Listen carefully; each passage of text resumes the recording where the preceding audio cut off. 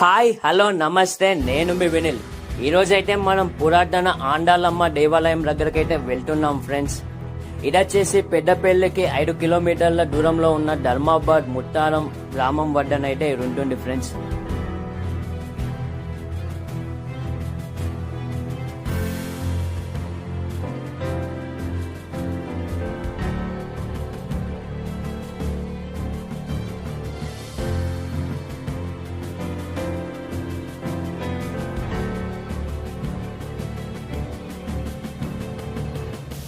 శతాబ్దాల కాలం నాడు నిర్మించిన ఈ ఆలయంలో కొన్ని కారణాల వలన విగ్రహ ప్రతిష్ఠ జరగలేదు.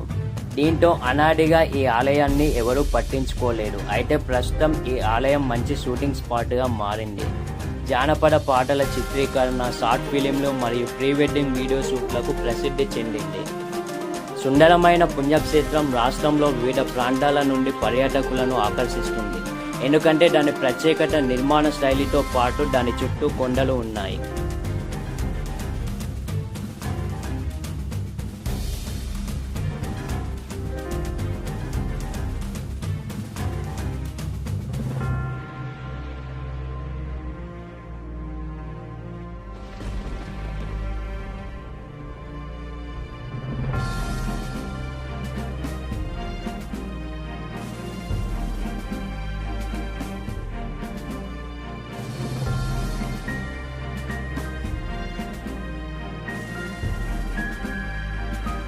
స్థానికుల కథనం ప్రకారం ముత్తారం, ధర్మాబాద్, కనగర్తి మరియు కాసులపల్లి గ్రామస్తులతో సహా సమీప ప్రాంతాలను పాలించే అప్పటి స్థానిక భూస్వామి ఎడబాటి నరసింగారావు సుమారు 300 సంవత్సరాల క్రితం ఆలయాన్ని నిర్మించారు.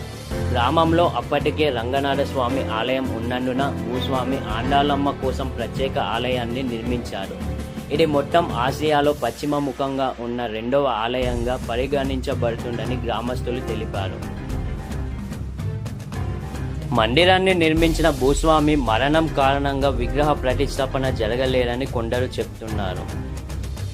దీంతో అనాదిగా ఈ ఆలయాన్ని ఎవరూ పట్టించుకోలేదు. అయితే ప్రస్తుతం ఈ ఆలయం మంచి షూటింగ్ స్పాట్గా మారింది.